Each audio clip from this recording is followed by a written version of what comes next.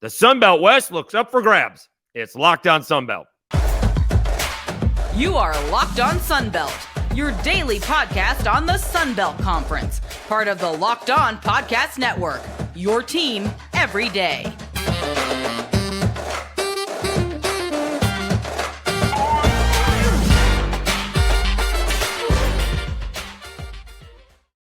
Welcome back to another edition of Locked On Sunbelt, your team every day. Today's episode brought to you by FanDuel Sportsbook, the official sportsbook of Locked On. Make every moment more right now. New customers can bet $5 and get $200 in bonus bets guaranteed. Visit FanDuel.com/LockedOn to get started. All right, Dave Schultz, Locked On Sunbelt, your team every day. Had some good response to the Sunday episode, a little bit later than I wanted to, but there's a lot going on.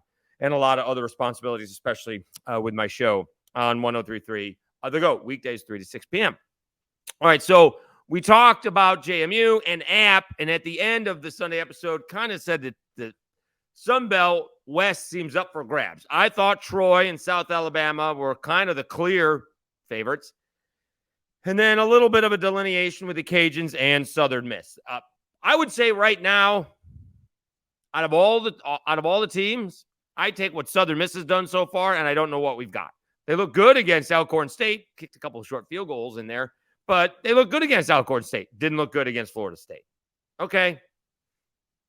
It is what it is. Now they get Tulane, by the way. So, it gets easier, and we'll see if Michael Pratt comes back. We'll talk about that later in the week for the Green Wave. But I don't know what to make of Southern Miss. We think there is improvement, but it certainly didn't show as I thought they would cover, and I thought there'd be a letdown for Florida State, and there was no letdown. No letdown whatsoever. They're really good, all right? I'm not sure why they are like a 28, 29-point favorite against BC, but we'll be taking that in FanDuel, that's for sure, this weekend. So I don't know what to make of Southern Miss. The other ones have some issues that we can clearly see. Troy, for example, has some issues. Troy gave up, as we mentioned, 30 points one time all of last year on a Hail Mary by App State. That was 32 points. Third game of the season.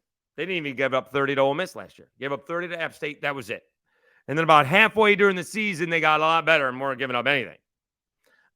Coastal Carolina put them some points at the championship game, but that game was well decided.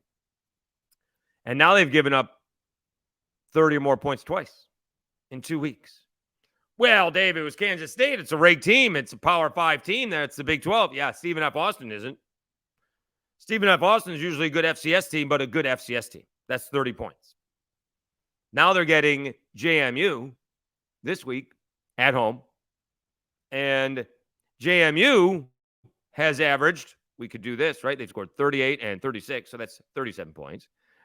Troy has allowed 42 and 30. That's 76 points. So you can figure out that average. I'm sorry, 72 points. Math major that I am. They've given up 72 points, so we can quickly do that average, which is also 36. So, again, something's going to have to come together. It could be just experience. I think that, replacing the nation's all-time career tackle leader in Carlton Marshall is a big task. Others did not. He missed some games. So we got guys who have played there before, and they played really well. Okay. I don't really buy that, and they have some issues. All right. And Troy, let's be honest, with all due respect to Gunnar Watson, is not we can fall behind and come back. All right. They just can't. They pulled within a score of Kansas State after falling behind 14-0. They made it 14-10 with 49 seconds left to go, and that lasted 39 seconds. It took them 39 seconds to make it 21-10. Kansas State right before half, and that was basically all she wrote. Make that a 14-10 ball game going into the second half, and who knows what happens.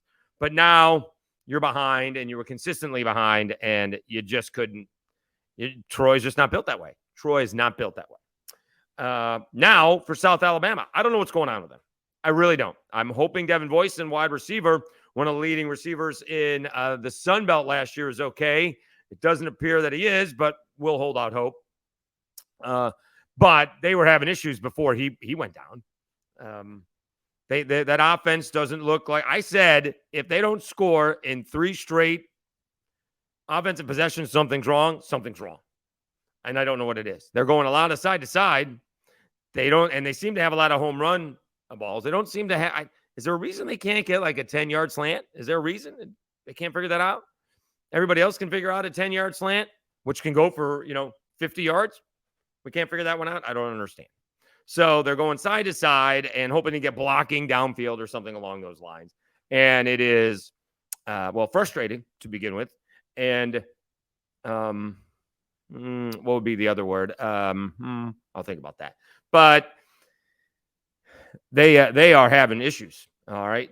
Defensively, they're playing okay. I mean, yeah, you're going to give up some points, but you shouldn't be 7-7 with Southeastern at halftime. Come on. Now, they played better in the second half. They did win 35-17, and maybe some of the reserves gave up some points in the fourth quarter to Southeastern. Okay. But they still have not turned the light on. The light has not come on. I don't know why. LaDainian Webb was not supposed to play. Braylon McReynolds is out. Webb did play, and he makes a huge difference if you watched any of that ball game. So South Alabama's got to figure things out. All right. They have not started playing anywhere near their capability. They go to Oklahoma State, which has a 3-quarterback rotation, which is something new and different. We'll look into that ball game this week as well. They're going to be lucky to win that one. I don't think they're a big underdog, but they just haven't played well. They haven't played well so far this year. All right. Maybe they play well at this ball game, but they have not played well to begin with. If you were like, well, maybe they read their press clippings or how good they were going to be or yada, yada, yada. Yeah, but that would have ended like against Tulane. And it was a 7-7 first half against Southeastern. So I don't know exactly what's going on there. We'll see if Kane Womack can figure it out. All right, Dave Schultz, Locked On Sunbelt, your team every day. And the other one is the Louisiana Raging Cajuns. Offense got worked out. Defense was a no-show. And they didn't have any idea what to do defensively against ODU. All right, Grant Wilson threw for 94 yards against Virginia Tech. And, it's tough to compare the two. And one was at Virginia Tech and one's at home. I get it. But he was 13-19 for 247 yards and 4 touchdowns. They have to do a little bit better than that. They had no idea whether to run, play run defense, pass defense, rush the passer. They didn't have any idea what to do with their safeties. Their safeties were nowhere to be seen. They were out-schemed and out-coached. And yet, they still almost tied the ball game up at the end of the game. They had first and goal at the 7 with a minute to go from their own 3-yard line. So they drove 94 yards. They needed 94 yards. Yeah, they needed, 93 yards, I guess. They needed the extra 7 yards. That math in my head doesn't quite figure out, but let's move on. So I don't know what to make of South Alabama, the Cajuns, Southern Miss, or Troy, or some of those teams need to improve. Maybe Texas State, but they fell. They had a shot to beat UTSA. That game didn't get away from Texas State. They actually did a good job defensively. Arkansas State no-showed, losing 37-3 to Memphis. Butch Jones is hanging on by a thread. Right now, ULM's 2-0. And they slide by Lamar 24-14. A win's a win. And ULM hasn't been 2-0 since 2018. But if you're beating Lamar by 10 points, you kind of have to slow the roll. All right. Baby steps for ULM. We'll see. All right. So I do want to talk more about South Alabama and the Cajuns when we come back. Because they do have issues, and I'm not exactly sure where they are, but I do want to talk through them. Okay, let's tell you about Athletic Brewing Company. Now is the time for your Game Changer of the Week, brought to you by Athletic Brewing Company. Much like Jordan McLeod from JMU, Athletic Brewing has completely changed the non-alcoholic beer game. They make non-alcoholic beers that actually taste good. Jordan McLeod leads JMU back once up 17-7, down 28-17 and 35-24. Hits Keelan Black for a 10-yard swing pass touchdown. And JMU, for the first time in 40 years, plays Virginia and beats them in Charlottesville. And congratulations to the JMU Super Senior for taking care of that. Athletic Brewing, they brew over 50 styles of craft non-alcoholic beer, including IPAs, golden sours, and more. They're constantly releasing limited edition experimental styles to their variety. You can find Athletic Brewing Company's non-alcoholic brews at a store near you or buy online at athleticbrewing.com.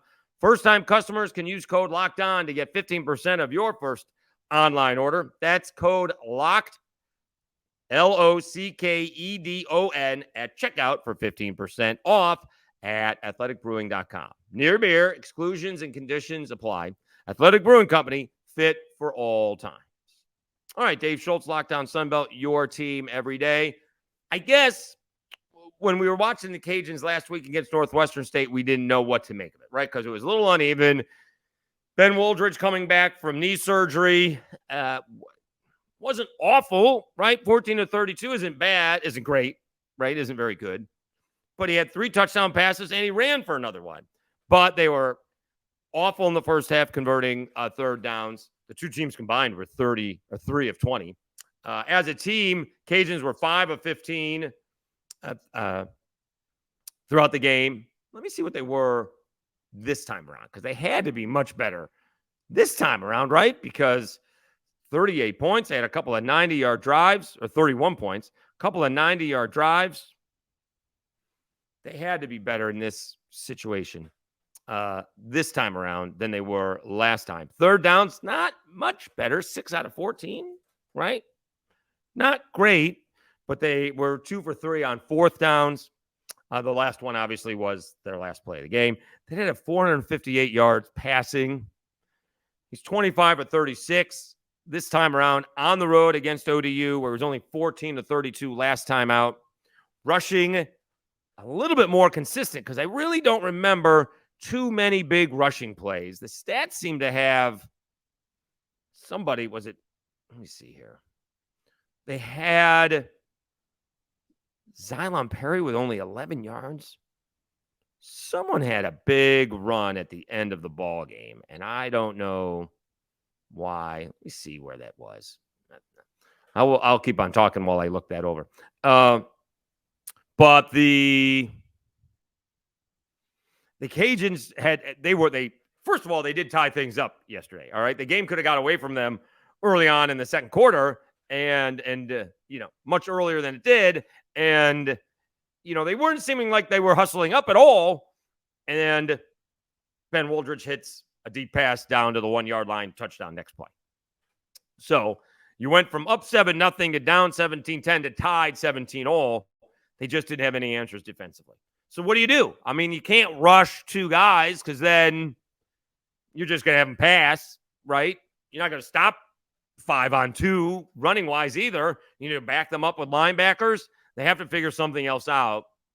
Now, other teams aren't going to be able to replicate what ODU does, but we'll see other teams what they try to do to ODU, because whatever the Cajuns tried did not work. Although they did get a stop at the end of the ball game when they needed one, finally. They only made them punt twice, not counting the possession at the end of the half, and ODU went for it on fourth down one time. So they scored on 6 of their 9 possessions, not counting the 10th one, which they got with a few seconds left in the first half. I mean, ODU exploited the Cajuns. The ODU monarchists were right. Pains me to say, but they were absolutely 100% right. Mike picked, 35-28, and I called them cocky, and it was 38-31. They deserve all the glory. All right, now for South Alabama. Again, I'm confused on what the deal is. Can James Jackson be that big a difference, a center? I mean, it can be. He can be. Was Jalen Wayne or, Darrell Luter Jr. that big a difference? Darrell Luter Jr., as good a player as he is, didn't have a great year for South Alabama last year. He just didn't. Jalen Wayne did. Jalen Wayne, Voisin, and Colin Lacey were all really good compliments to each other. And right now they don't have that. Although they do seem to be going for home run balls a lot. It's not a whole lot of intermediate passes. It seems to be layups and dunks. Is that what we're looking at? Or no, layups. I'm sorry. Layups or 3-pointers, right? We can't have a 10-yard, down and in, or, a crossing pattern or a button hook or something that just moves the chains along. It doesn't seem to be effective at all. And so I'm not sure what the deal is. Again, they get Oklahoma State this weekend. It's going to be a nice ball game. They better figure things out and fast. They still can have a really good season. All right. Remember last year, LSU struggled a couple of times and ended up with 9-4. That includes a win over Alabama, although they haven't looked really good this weekend, not included, against Power 5 teams since then. But nonetheless, you can change things during the season. It doesn't have to be one way. Now, if you get all banged up on the offensive line and you don't have a receivers room and you kind of have to rely on the running game, well, people are going to use that as excuses. Those are reasons, And if you're short on the running game, right, if Webb is hurt and Braylon McReynolds is out, Marco Lee is starting for you, then you already have issues there as well. So maybe that's it. Maybe they're just a little bit banged up. Maybe that's it. We'll see. Was looking for information whether Devin Voisin is out. I'm sure we will find out at the Monday press conference. So we will keep you tuned in for that. All right. I had thought that the power shifted from the East to the West. I look like I am wrong. All right. So we will go over the Sun Belt East next because they look very, very strong. All right, but it is that time of the year. All right, get ready for the NFL season. We are underway with incredible offers from FanDuel, America's #1 sportsbook. Right now, new customers can bet $5 and get $200 in bonus bets guaranteed. Plus, all customers who bet $5 will get $100 off Sunday NFL ticket from YouTube and YouTube TV. Now is the best time to join FanDuel. The app is easy to use, and you can bet on everything from spreads to player props and more. So visit FanDuel.com/lockedon and kick off the NFL season with an offer you won't want to miss. FanDuel, official partner of the NFL. Dave Schultz, Locked On Sunbelt, your team every day. Anybody have Sunday ticket? I have YouTube TV. I love it. It works very well. All of the games tape all the pro games, all the college games. If I have a chance to watch, I can. So I'm a big fan of YouTube TV. I don't do Sunday ticket anymore. Wondering if anybody does and what their experience was with it on Sunday. Leave comments. Leave your comments, in the comment section. All right, let's talk about that Sun Belt East because they are looking tough. Let's quickly go over their ball games because App State, so close. We talked about that on Sunday. They're going to be good. If they figure out that defense, and they may have figured out some things against Drake May and company, they're going to be good. And they don't have one quarterback. They have two quarterbacks. And I'm not talking, if you have two quarterbacks, you don't have one. Even if Joey Aguilar takes the job over, you don't have to worry about anything if he goes down. Because what are the chances that he plays the entire season all healthy? That doesn't happen either. All right, let's see what else happened yesterday. We said James Madison beat Virginia. Marshall pulls away 21 fourth quarter points. And incredibly, they were trailing 13-10. And Marshall scores a very uncommon 21 fourth quarter points in the second half. Cam Fancher, 178 yards. Let me guess, defense played a part in that. I will be honest with you. I did not see any of that ball game. Let's see what we happen here. 13-10. Punt, touchdown, interception. So it did have a little bit to do with it. And turnovers at the end, but that was way too late. So Marshall shows up in the fourth quarter. So they've done that a couple of times, right? They had to come back against Albany and skirted their way through that ball game, although that was 21-17. Here they do blow out East Carolina with a big fourth quarter, 21 points in the fourth quarter, beating East Carolina 31-13. So Marshall is 2-0. Georgia Southern is 2-0, 49-35. They had a little bit of an issue in the second quarter, giving up 22 points to UAB. Georgia Southern's getting Wisconsin. Don't sleep on that ball game. Don't sleep on that one. I know the spreads are out. Let's see if it's out here quickly. 16 points. Don't sleep on that one, baby. That could be a money line game. Just a little bit on the money line just to see because Wisconsin just got embarrassed by Washington State, if you will. Not that losing to Washington State's embarrassed, but they didn't play particularly well. So, Wisconsin didn't play particularly well. Washington State played fine. In fact, they played very well. But that's an early ball game, 11 a.m. on Saturday. Of course, we'll talk about that later on in the week. And you know who else is off to a good start? Georgia State. They cleaned some things up against UConn, right? That was a tricky game, I said, and they got out. Jeez, they got out to a 28-0 lead, winning 35-14. Darren Granger, another solid day. Excuse me, 15 of 26, 144 yards and a touchdown in the air. Let's see what he did on the ground. Also, 12 carries, 142 yards on the ground and a touchdown. So, again, Darren Granger having the kind of year we were hoping Darren Granger would have. And so he's off to a good start, and so is Georgia State. All right, let's see if we have – are we forgetting anybody? I'm really good at doing this stuff in my head.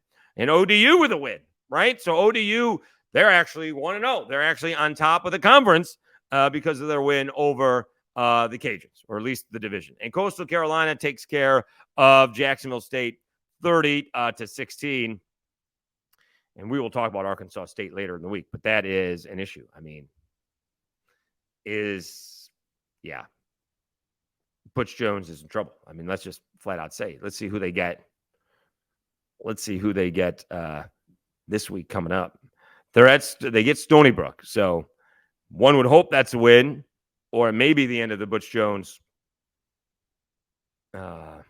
era. Stony Brook is 0-2, losing to Delaware 37-13 and Rhode Island 35-14. So this is basically a must-win.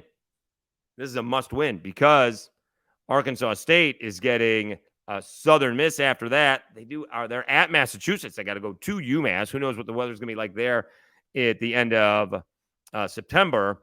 And then you're at Troy. So this is a ball game that they have to win. All right. All right. So let's check out. I wanted to check out the Sun Belt. Do we have the standings here? Because here we go. Full standings. I mean, the Sun Belt East, Old Dominion's 1-1 with a loss to Virginia Tech. Georgia Southern 2-0. Georgia State 2-0. James Madison 2-0. Marshall 2-0. App State 1-1 with a loss to Carolina. Coastal Carolina 1-1 with a loss to UCLA. So the three losses are to Power 5 teams. On the other hand, South Alabama has a loss to Tulane. Southern Miss has a loss to Florida State. Okay. Texas State's losses to UTSA, and the Trojans lost to K-State. The Cajuns just lost to ODU. So some of those are good Power 5 school or a group of 5 schools, obviously. Others are Power 5 schools. But right now, the East looking a little bit better. And we all had ULM at 2-0 and the Monarchs on top of the East. That is for sure. I thought the Monarchs were actually either picked 6th or 7th. It was not pretty. I was kind of confused about that because they seem to be in the same situation as Texas State, but one was picked higher than the other, and they're both looking pretty good, right? Those were the two schools that, expectations and reality, and I didn't know what expectations really were, and I certainly didn't know what the reality was outside of making changes. We'll see. Okay. Thank you so much for tuning in. Continue to support the channel. We need a few more. We got off for a week. We do need a few more subscriptions to get on that pace for 1,000 by Halloween. All right. I think we're up to like 33. We needed about 70. I'm sorry, about 50. Sorry. But now we're going to need about 70 because we're going to need 100 70 in the next week to get to 100 to get back on pace. All right. So do appreciate those who have been tuning in and listening. I think more and more people are finding it, putting it in the Facebook groups. If you do have a Facebook group from your school that you're rooting for, some are tougher to find than others. Please let me know and I will put the pods in there. When it's a general Sunbelt pod, I will spread the wealth. Otherwise, I try to hit up the ones that are mentioned compared to the ones who are not, right? It's tough to put something in Arkansas State, and we really didn't talk about them in this one all that much, although we did a little bit. All right. Thank you so much for tuning in to Locked On Sunbelt. Enjoy the week. We'll be back again on Tuesday with another edition of Locked On Sunbelt, your team every day.